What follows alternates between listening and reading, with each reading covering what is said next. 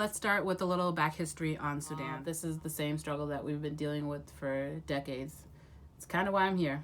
Our side fact is that America wasn't the only one involved in the slave trade. Oh, I just got hit by a car, but finish your combo, it's okay. Hey everyone, it's Chelina Achol. Welcome back to my YouTube channel. I'm just gonna share a little bit about my experiences thus far of being a South Sudanese person. Let's start with a little back history on Sudan. When it was one country, actually. Northern Sudan is a little more deserty and it's like dry season, and it gets up to like 110, 120 degree weathers. When I was there, I visited, it was like 112 degree weather, and we're still drinking hot tea. But and then South Sudan, where I'm from, is more like wetlands, and it's still hot too, but it's not as like desert hot. Northern Sudan, like the northern part of Sudan, was colonized by Arabs and also had like European influences. That's why you could tell that Northern Sudanese are like a little more caramel tone, and they're also Muslim, whereas South Sudanese are Christian and dark skin and like really slim figures. It's always felt like two different countries, even though we were one. It created the divide between North and South Sudan. For the citizens of Sudan, it wasn't really too much of a big deal. It was more political. Fun fact, or side fact, is that America wasn't the only one involved in the slave trade. Arabs also had slaves. So like people are so familiar with the idea that America got slaves from West Africa. So most slaves were originated from West Africa, but also from Eastern Africa, where Sudan is. The Arab times, where they also had slaves as well. So it wasn't just America. So my ancestors were also slaves. We've had a couple different civil wars. This wasn't the first time around. The most recent Sudan Uprising with al-Bashir, the president of Sudan, but I'll get into that in a little bit. Another thing about the European influence that helped North Sudan is that they're more developed. If you were to go to Sudan, you'd see that they're more developed. They have movie theaters, roads, dusty little sandy roads, desert-ish, but still roads, whereas South Sudan was completely underdeveloped. There's minimal roads, postal system, there isn't electricity everywhere. It's hard to come by. Wi-Fi was a struggle to get through, but it's become more developed. Last time I was in South Sudan was in 2010. We outsourced a lot of our businesses and jobs to China.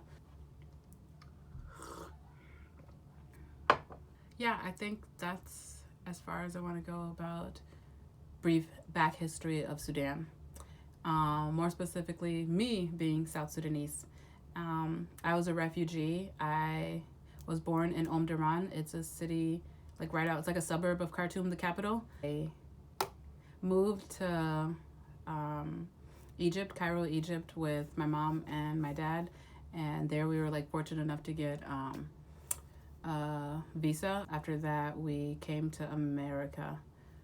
Coming to America as an immigrant is not easy in the slightest bit. It's so hard starting in a new country. But it wasn't me starting in a new country, because I came here when I was 4, so this pretty much was the country I grew up on.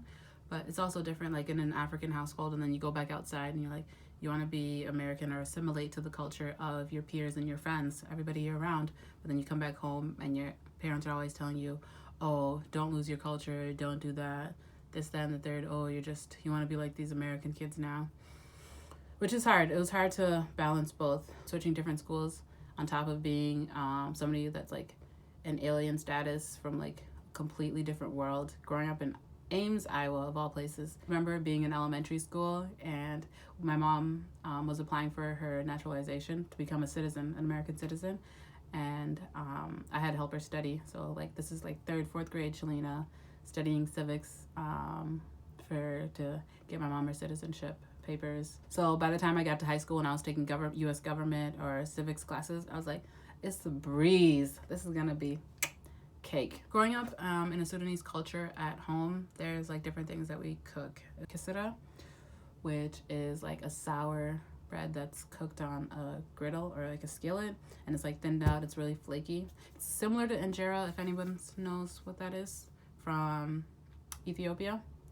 but it's a little more sour. It's not as spongy. I love kisira. It's been so long since I had some kisira. Oh, basbousa. Basbousa is one of my favorite desserts. That's Americans, I think you guys call it cornmeal. I know you guys call it cornmeal. Why am I acting up? So cornmeal, it's cooked in, so you cook it and it's like made a little softer. You guys, grits are similar to grits. It's kind of like grits, soft, but you cook it a little bit more thicker, and the grains are a little finer, so it's a little softer. And there's also, you fry yogurt. If you've ever tried that, frying yogurt until it gets like a crispy brown and it curdles up, and then that's like a little sour, but it's got a little crunch, and that you pour on top of the cornmeal, and you add like sugar to it, and it's sweet. It's like a dessert. There's always like Christmas cookies. They're called cakes, which are pretty much like sugar cookies. Sometimes you like put them in powdered sugar, or you can like put cloves on top of the sugar cookies. Those were schmack. Oh my god, I used to love those sugar cookies for Christmas. And then you'd cook so many and you just like give them out like gifts. You know how Americans, we give out fruitcake, which is disgusting, by the way. I don't know why we still do that, but so you give out a bunch of those, and then when people come over, that's the first thing. You're getting a cup of tea. You wish shy, and here's some cake, some Christmas cookies for you. A couple of my favorite things about being Sudanese is how 1 hour later. close-knit the Sudanese community is. The Sudanese community is like really, really ride or die for everybody. It's almost a little meddlesome, and they definitely do stick their nose in other people's business. Things that are customary that used to annoy me as a kid, now I understand that it's just like acknowledging the person's presence and showing respect for them. Like if you had guests come over and you don't go shake their hand, they're gonna be offended. Like hospitality is just bigger, so you gotta give them something to drink, offer them a beverage, and then you come out, you give them Pepsi, Coke, tea, water, whatever you need. It's like as soon as you come over, just being a gracious host is one of my favorite things about Sudanese culture, and I always enjoy being a gracious host as best as I can. Marriage, that's a touchy topic. I remember when I was a kid, one time my mom told me, she was like, if you don't marry a Dinka person, I'm gonna disown you. And that's just like how big of a deal it is to be with your people or keep your heritage alive, I guess. But she's letting up now. It's kind of like European royalty style, where it's like you have to come from a good family. They want to know you're marrying into a good family, and the man will be able to take care of you, hence them paying a dowry, and like he could afford to be able to take care of you. And also kind of makes women feel like property. All I know is that nobody will be paying a dowry for me. South Sudanese people are also a little more conservative. Just like respect and family is really big. Education, priorities. It's not like the political party conservative, where it's just less taxes, conservative. A naming system. It's really organized. Like my first name it's usually a Christian name that you're given when you're baptized right away. So it's Chelina. And then your middle name is your father's first name. As soon as you say your full name, they know who your dad is. And there's specific names to certain tribes so they know that your name is Achol. You're gonna be Dinka. You're from this area. And then like Nuer people, they have like Nya at the beginning of their name. So like Nya Kim or Nya Nyadang or Nyawar. So then like, as soon as you say your name, I know you're from this tribe. If you're a twin, like let's say it's a boy and girl twin, there's like a different customary names that you name your child. So as soon as you say your name, you'd be like, hey, you must be a twin because your name is blah, blah, blah. And it's kind of cool how it's organized. It's almost like Europeans when they first came about, like Johnson or Erickson, and then they know like you are the son of Eric. A lot of famous Sudanese people. I remember my whole life always seeing like Alek Wek everywhere. I'd be like, hey, that's my cousin. Like, oh, that's my cousin. If like she's on Macy's posters or like whatever fashion runways, I'm like, oh, that's my cousin.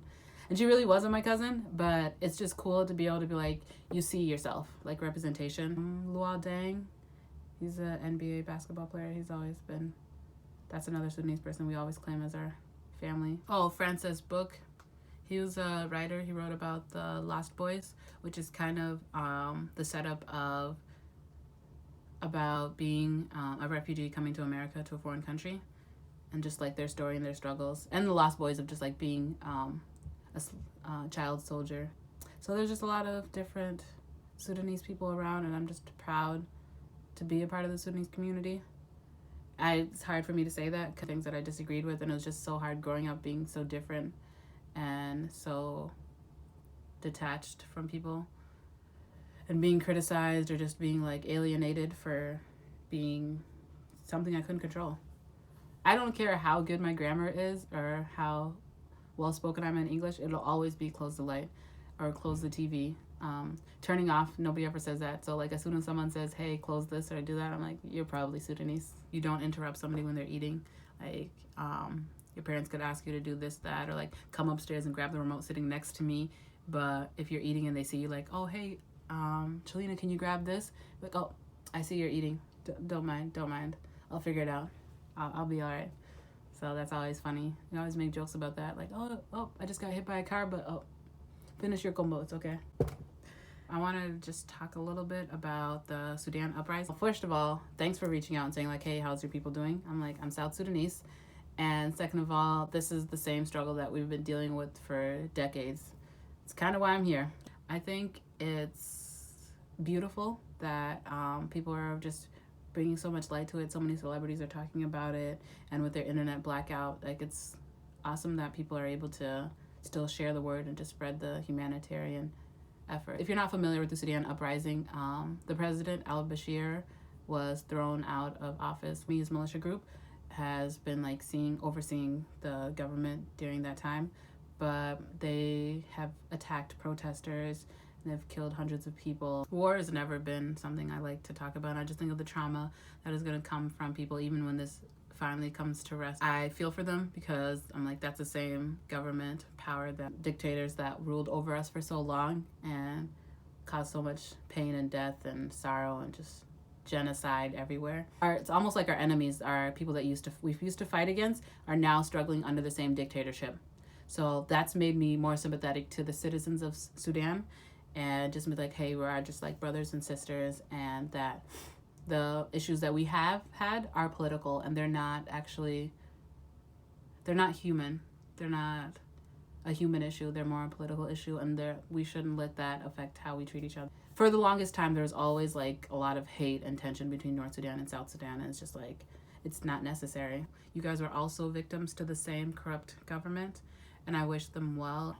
With the future of Sudan, I hope that come to a consensus and work on developing our country. Like I mentioned earlier, South Sudan, my country, is very underdeveloped, and there's also a lot of corruption. It's a new nation, lack of direction and leadership, and outsourcing our jobs to foreign countries. This is finally where we can export our goods and try and profit off of it, but then we have now other countries benefiting off of us. Any elders used to always tell us that, you guys, this isn't your country. You're supposed to come here for a better life, get an education, and go back home and fix your country. And it's like, you look at old pictures and the stories you hear about Sudan, I'm like, you brought me to this country, and I got an education, I got regular working roads and a house, a roof over my head, and you want me to go to that unstable country and just deal with all that instability? Yeah. Elders and our parents and our aunts and uncles would tell us that we need to go back home and fix our country. I'd wish that our government system would allow the children that have not suffered from war and trauma and not struggling with all that anger and pain from surviving these wars, and look to the future of Sudan. More incentive to get involved if they offer the youth leadership roles or like big positions. Like imagine if we had a 23-year-old president from Kansas City. That's where a lot of Sudanese people are. Or she led the country, and she knew, she had a background on history and knew so it doesn't repeat itself, and just was able to lead the nation and develop the country overnight. I always just think it's beautiful how Dubai was able to turn itself around. It was like deserted land, and then just over a mere couple decades, became the richest city in the world. I just pray for the future of Sudan, North Sudan, South Sudan, all of Africa, pretty much as a whole, but particularly for the sake of this video, Sudan. But thank you for watching my video. Give it a thumbs up. Leave a comment down below about your views or what you thought of this video. Bye, everyone.